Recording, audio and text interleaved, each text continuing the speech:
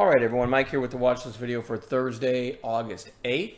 This is the SPY daily. All right, so we had the gap down, a couple days rally, then a gap up, and kind of a nasty candle. Looks like we're trying to roll back over. So, you know, we want to be careful out there.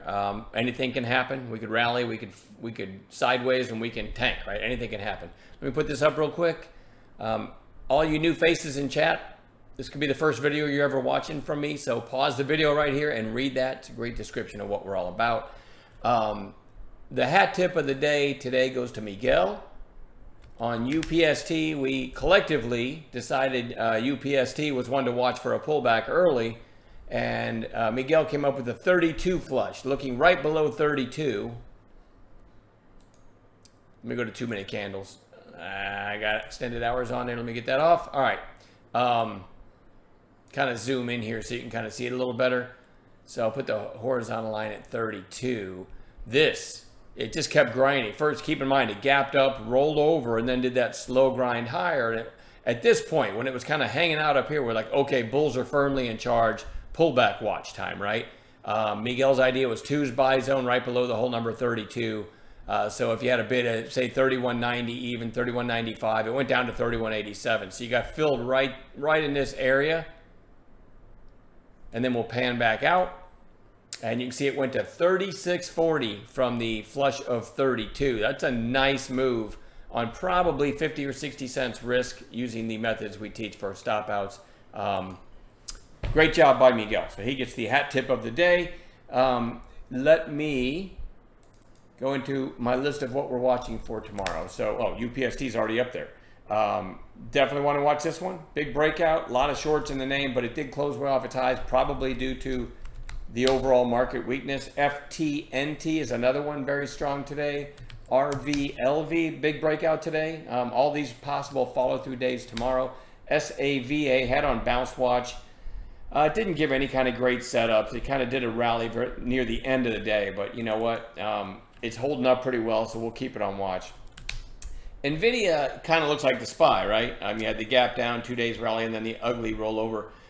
If we get down near these recent lows, though, especially if we get what we call intraday shape to that area, NVIDIA can give really nice intraday bounces. So that's how do I word it? This was like the strongest stock in the whole wide world back here, right? And now, it's kind of my go-to when things are weak to look for those intraday shape reversals, because you can get $6, $7, $8, $10 moves in it. So anyway, keep that on watch. Although I would argue tomorrow, this doesn't look great for a bounce play setup tomorrow, but if we get one more red day, then it'll look better.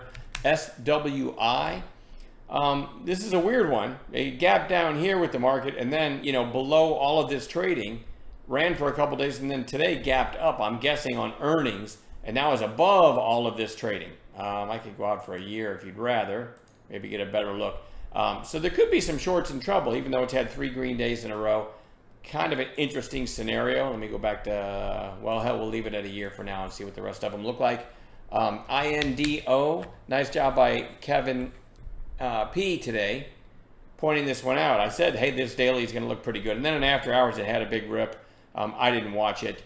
To me, the play would have been if it broke 375, which was the level Kevin P kept pointing out. And a lot of times, if you get a good-looking daily chart in after hours, you break that level, you get a nice move. And it did go to 448. Hat tip to Nora. I know she caught that in after hours. I did not catch it, but anyway, still a handsome daily chart. PAYO, another one that had great relative strength today. INGN, same thing, relative strength. We want to go to those, especially if the market shows some strength. SGMO. It's had really good news lately. Had a big rip in pre-market yesterday, sold off, and then sold off again today. After 2 red days, I'm going to start watching that for a turn back up again. Again, a lot of good headlines in that thing. GT was on bounce watch today. No trades in it. And we get another red day. It just goes right back on bounce watch tomorrow. Know that it's not a pretty daily chart, but it's also a decent setup for a snapback bounce. I'm assuming people are still buying tires, right? So anyway, UPS, just another red day looking for a snapback bounce. Etsy, same thing, another red day looking for a snapback bounce. Intel, it's just getting, at some point, right? At some point, Intel's got to put in a green day. And it's now down below $19. So that one's starting to become interesting. Again, just for a trade. I'm not going to hold anything overnight. And then W, which is Wayfair, back here hit 38.37, and it's getting down to that level pretty quickly, right, over the last week. Could be due for a snapback bounce as well. I will see everybody in pre-market, and we will work together as we always do to add some gappers to this list. Have a great night, and we'll see you in chat.